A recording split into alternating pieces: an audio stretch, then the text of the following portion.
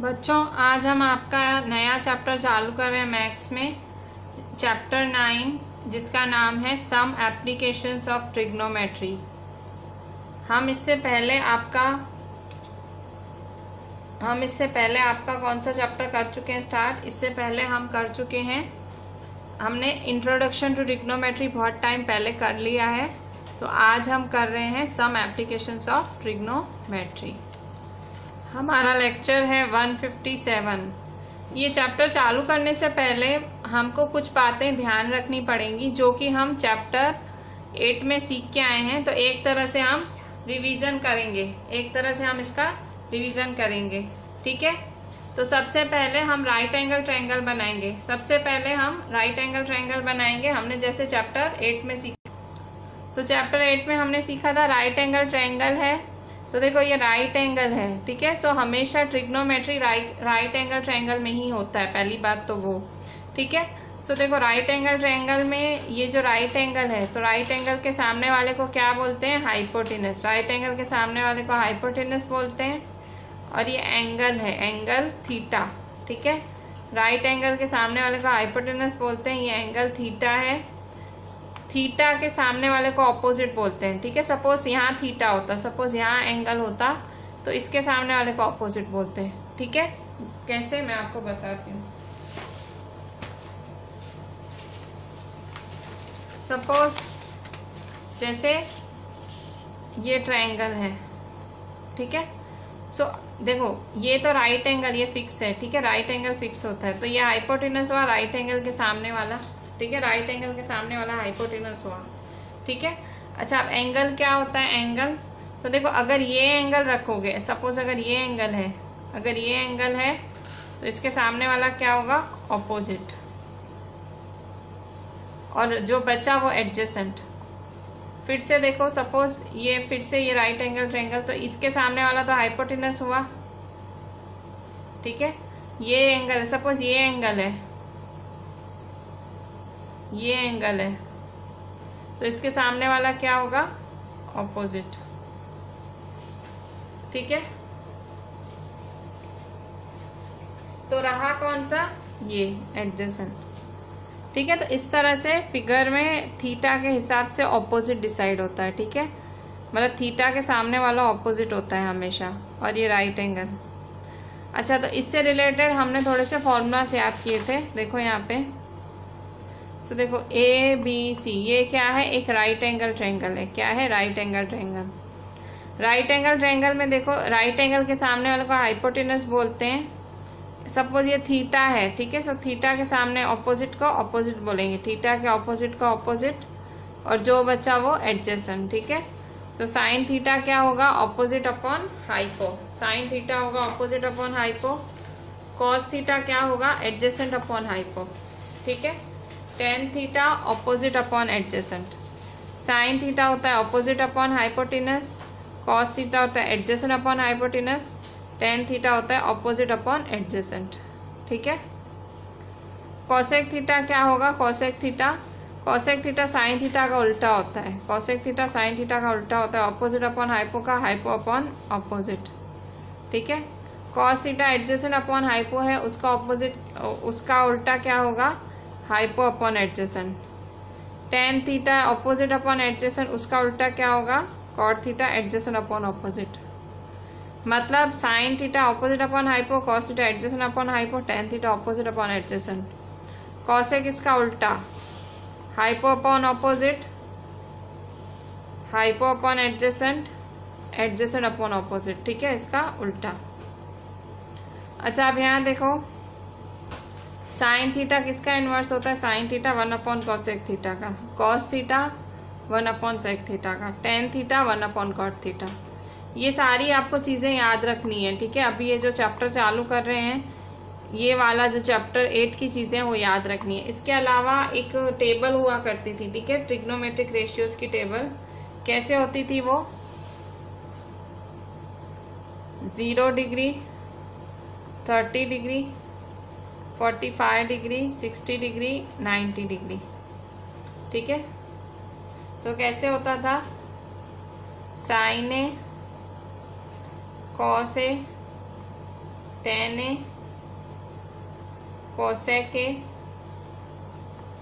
sec A cot A। ठीक है, जो पहली लाइन है वहां क्या लिखते थे, हमेशा साइन है। पहली लाइन में क्या लिखते थे, 0 1/2 1/√2 √3/2 1। ठीक है, 0 1/2 1/√2 √3/2 1। कॉस क्या होगा इसका, ये बिल्कुल लाइन ऐसे चलेगी। ठीक है, सो 1 √3/2 1/√2 1/2 0।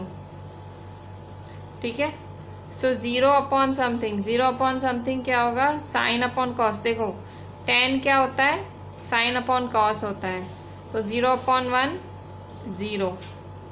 1/2 अपॉन √3/2 क्या होगा, सो 2 कैंसिल, तो 1/√3 बचेगा। 1/√2 अपॉन 1/√2 कैंसिल, √3/2 अपॉन 1/2 2 कैंसिल, तो क्या रहा, √3 रहा। 1/0, 1/0 क्या होता है, अगर अपॉन में 0 तो क्या होता है, नॉट डिफाइंड। ठीक है, अब कॉसेक, कॉसेक क्या होता है, साइन का उल्टा। कॉसेक किसका उल्टा है, साइन का। ये कॉसेक है ना, किसका उल्टा है, साइन का। सो 0 का 1/0 तो नॉट डिफाइंड। 1/2 का 2, 1/√2 का √2, √3/2 का 2/√3, 1 का 1। ठीक है, तो इसे इनवर्स। ठीक है, अच्छा कॉस से देखो 1 है, सो 1 का क्या होगा, 1/1, √3/2 का 2/√3, 1/√2 का √2, 1/2 का 2। 0, अगर देखो कॉस है 0 है तो सेक क्या होगा, 1/0, सो 1/0 क्या होगा, नॉट डिफाइंड। ठीक है, अच्छा अब कॉट ए क्या होता है, tan A का इनवर्स, तो 1/√3 का √3, सॉरी 0 का 1/0 तो नॉट डिफाइंड होगा, पहला नॉट डिफाइंड। फिर 1/√3 का √3, 1 का 1, √3 का 1/√3 और 1 नॉट डिफाइंड 0। ठीक है, सो इस तरह से ये बनेगी। देखो यहाँ पे ये सारे 0 के फंक्शंस बने, ये 30 के बने, 45 के, 60 के,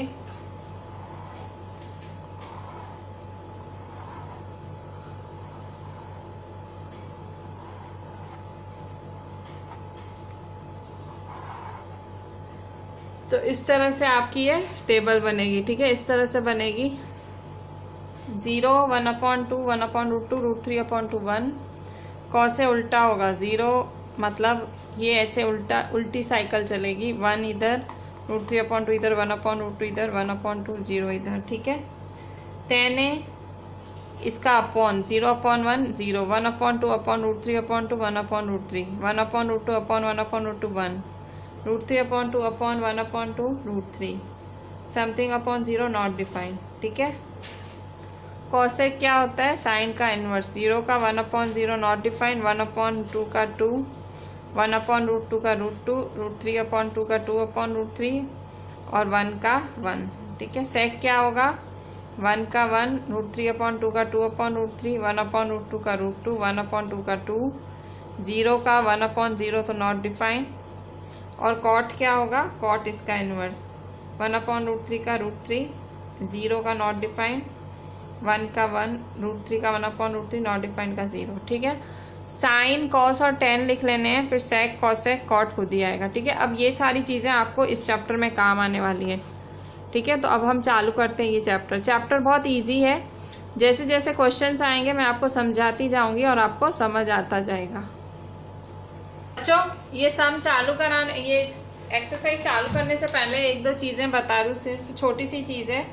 सपोज जैसे यहाँ एक टावर है, ठीक है, ये एक टावर है और ये टावर है और आप यहाँ खड़े हो। ठीक है, आप यहाँ खड़े हो और आप यहाँ, ये आपकी आँखें। ठीक है, सो यहाँ से आप इस टावर को देख रहे हो, आप यहाँ खड़े हो। ठीक है, सो आप टावर को कैसे देख रहे हो, यहाँ इसकी ऊंचाई को देख रहे हो, तो आपकी आंखें कैसी जाएंगी, ऐसी सीधे ऐसी जाएंगी, ठीक है। और ये टावर का जो बेस है वो जमीन के साथ क्या बनाएगा, एक हॉरिजॉन्टल लाइन।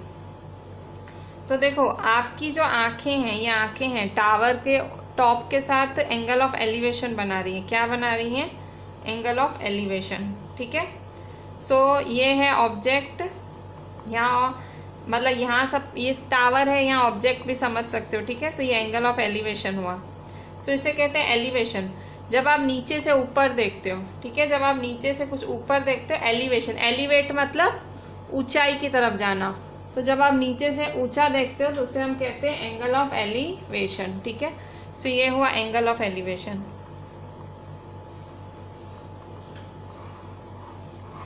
ठीक है, एंगल ऑफ एलिवेशन। इसे एंगल ऑफ एलिवेशन कहते हैं, ठीक है। सपोज आप यहाँ देखो, आप खुद टावर पे खड़े हो, सपोज ये टावर है, अभी आप इस टावर पे खड़े हो, ये देखो ये आप टावर पे खड़े हो, ठीक है। सो यहाँ पे आपको कोई चीज़ पड़ी हुई है, सपोज यहाँ बॉल पड़ा हुआ है, ठीक है। सो आप इस बॉल को देख रहे हो, तो देखो यहाँ से आप ऐसे नीचे की तरफ देखोगे, ठीक है। सो यहाँ नीचे की तरफ देखोगे, सो ये क्या बनाएगा, ये वाला देखो, ये आपकी आँखें और ये बॉल है, ठीक है। तो यहाँ ये जो आप यहाँ देखो, यहाँ पे भी हॉरिजॉन्टल लाइन ऐसी बनेगी जैसे यहाँ बनी थी, तो यहाँ पे भी हॉरिजॉन्टल लाइन बनेगी। तो ये होगा आपका एंगल ऑफ डिप्रेशन।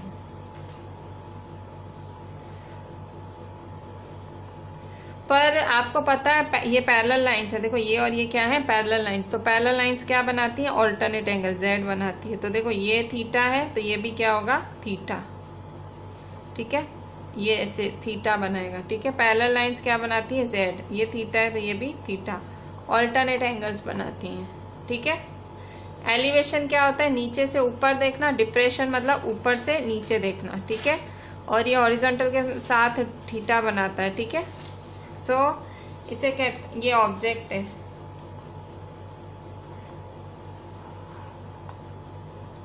ठीक है। ये एलिवेशन नीचे से ऊपर देखना, एलिवेशन, डिप्रेशन ऊपर से नीचे देखना, ठीक है। अभी ये चीज़ें बस ध्यान रखो। अभी हम एक्सरसाइज की तरफ, मतलब पहले हम एग्जाम्पल्स करेंगे, ठीक है, डायरेक्ट एक्सरसाइज नहीं, पहले एग्जाम्पल। तो ये चीज़ ध्यान रखना, ये सारी चीज़ें ध्यान रखना, और ये दो चीज़ें, ठीक है। सो अब हम एग्जाम्पल करते हैं।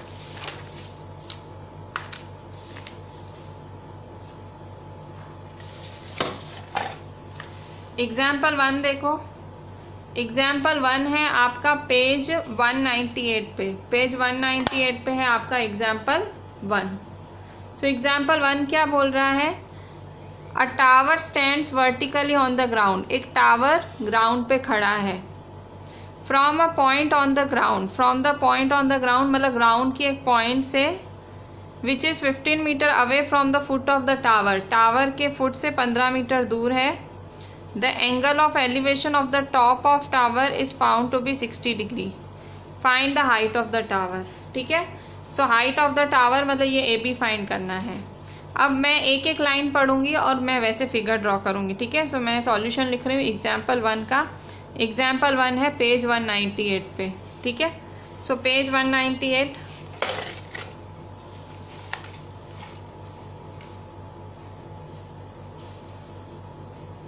ठीक है। सो पेज 198,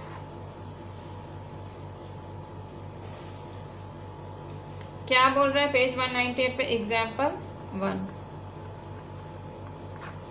क्या बोल रहे हैं question, a tower stands vertically on the ground, एक tower vertically on the ground खड़ा है। सो टावर खड़ा है वर्टिकली,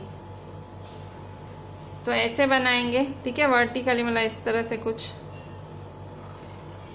ठीक है। अच्छा, अब ये टावर है, ठीक है, टावर वर्टिकली खड़ा है ग्राउंड पे। फिर क्या बोल रहा है, from a point on the ground which is 15 metre away from the foot of the tower, ये फुट ऑफ द टावर है, कह रहा है फुट ऑफ द टावर से from a point on the ground, ground ये पूरा ground है, ठीक है। सो ये ग्राउंड है, तो कह रहा है from a point on the ground, from a point on the ground which is 50 metre away from the foot of the tower, ये टावर से 15 मीटर की दूरी पे है, 15 metre away. So 15 metre away from the foot of the tower, the angle of elevation of the top of the tower.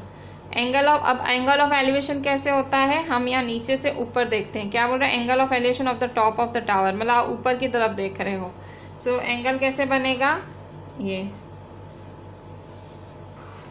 ठीक है। So angle of elevation of the top of the tower is found to be 60 degree, ये 60 degree है।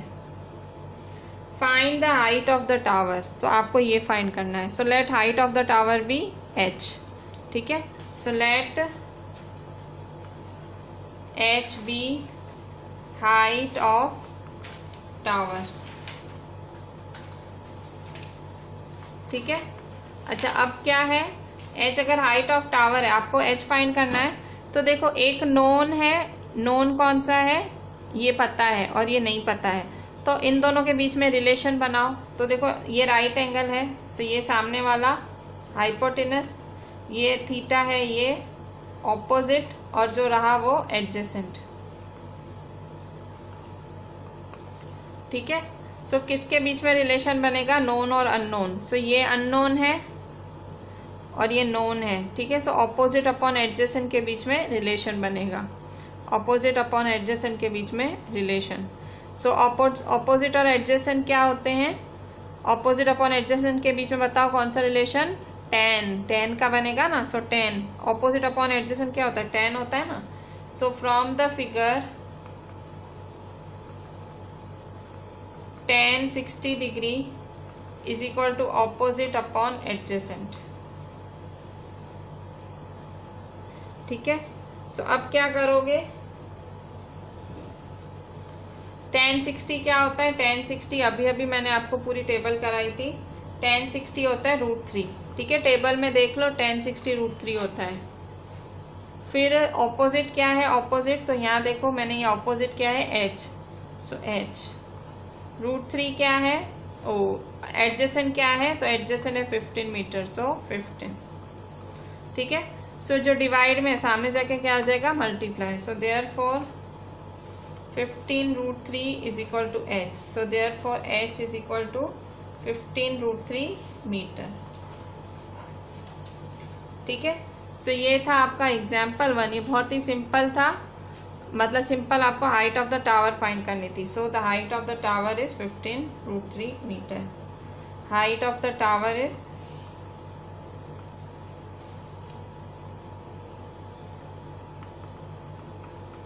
15 √3 metre, ठीक है। सो ये था आपका example 1, ठीक है। अब देखें एग्जाम्पल 2।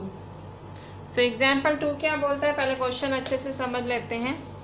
एग्जाम्पल 2 क्या बोलता है, ये भी है आपके पेज 198 पे आपकी एनसीईआरटी में। सो एग्जाम्पल 2 क्या बोलता है, an electrician has to repair an electric fault on a pole of height metre, height 5 metre. ये पोल है, ठीक है, ये पोल है।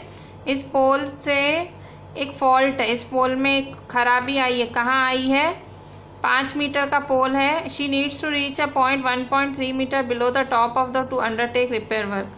ये पूरा 5 मीटर का पोल है, ठीक है। तो उसको यहाँ से सीढ़ी लगा के यहाँ तक पहुँचना है, पूरा ऊपर तक नहीं जाना है, यहाँ नीचे कोई फॉल्ट आई है। सो उसको 1.3 needs to reach a point 1.3 metre below the top of pole, मतलब यहाँ से थोड़ा नीचे 1.3 मीटर नीचे तक उसे जाना है। What should be the length of the ladder, यहाँ ये लैडर की लेंथ क्या होगी, so that she used should use which van inclined at an angle of 60 degree, मतलब जब ये लैडर लगा देंगे हम और 60 डिग्री पे लगाएंगे, would enable her to reach the required position.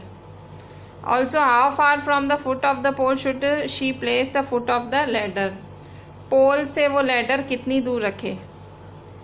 देखो 2 क्वेश्चन पूछ रहा है, फिर से देखो, इलेक्ट्रीशियन है, इलेक्ट्रीशियन को यहाँ ये खंबा है, ये फॉल्ट, इस टावर, इस पोल में फॉल्ट आया है।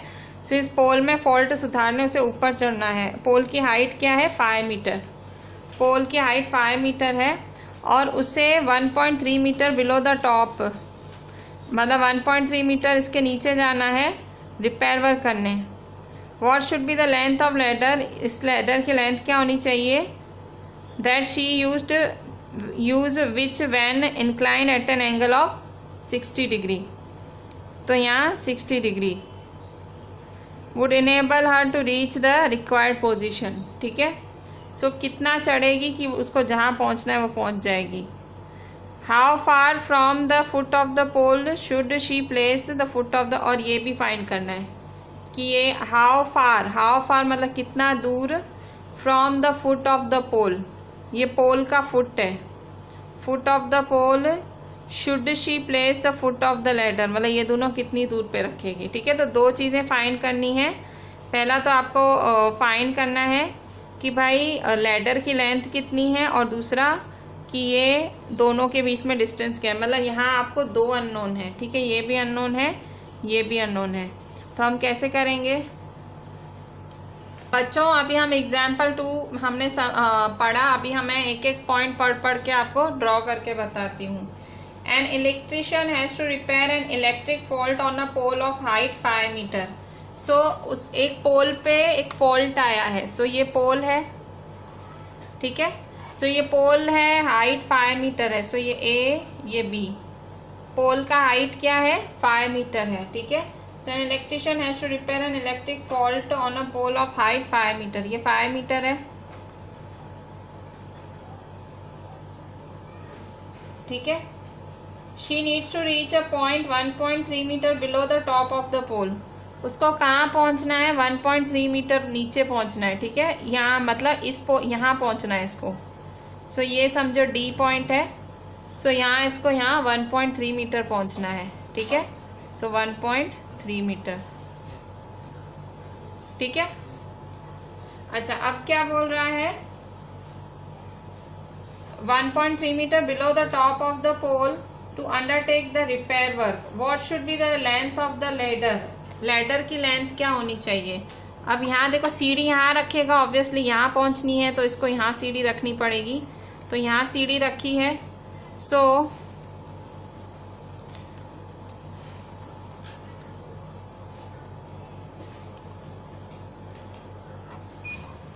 ठीक है, सो यहाँ देखो इस तरह से ये सीढ़ी रखी है। अच्छा, सीढ़ी का नाम भी यहाँ दे देते हैं। सपोज यहाँ सीढ़ी का नाम है सी।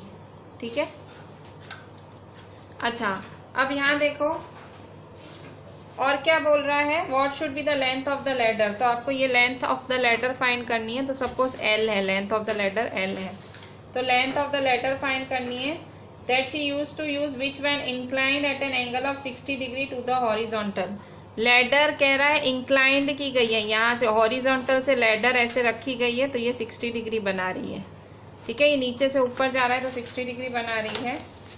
To also how far from the foot of the pole should she place the foot of the ladder.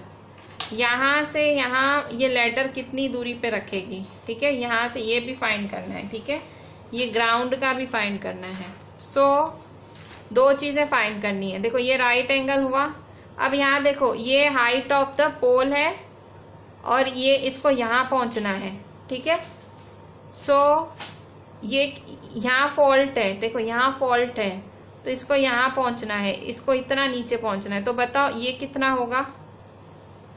So B D क्या होगा? B D is equal to 5 minus 1.3। कैसे माइनस करोगे? 5.0 माइनस 1.3। 10 में से 3 गया 7, 4 में से 1 गया 3, 3.7। सो बी डी क्या हुआ? 3.7।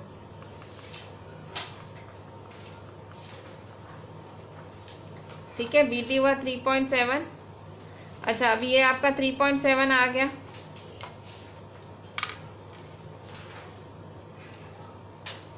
ठीक है, सो ये 3.7 है और ये L है। ठीक है, ये L है और ये 3.7 है। तो अब आप क्या करोगे? एक नोन और एक अननोन के बीच में वैल्यू बनाओ, एक नोन और एक अननोन। ठीक है, सो ये देखो ये नोन है, बी डी नोन है। अच्छा ये देखो ये एंगल है तो ये क्या होगा? ऑपोजिट। ये राइट एंगल है तो हाइपोटेनस और ये होगा एडजेसेंट। ठीक है, अब रिलेशन बनाओ नोन और अननोन के बीच में। ये नोन है 3.7 वैल्यू आपको पता है और ये अननोन है L।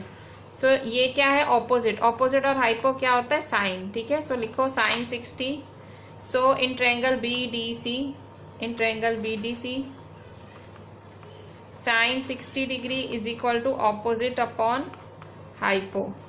अच्छा साइन 60 क्या है, उस टेबल में देखो वैल्यू, साइन 60 की वैल्यू क्या है, √3/2, ठीक है, इज इक्वल टू ऑपोजिट क्या है, ऑपोजिट है 3.7 और हाइपो क्या है, फाइंड करना है एल, ठीक है।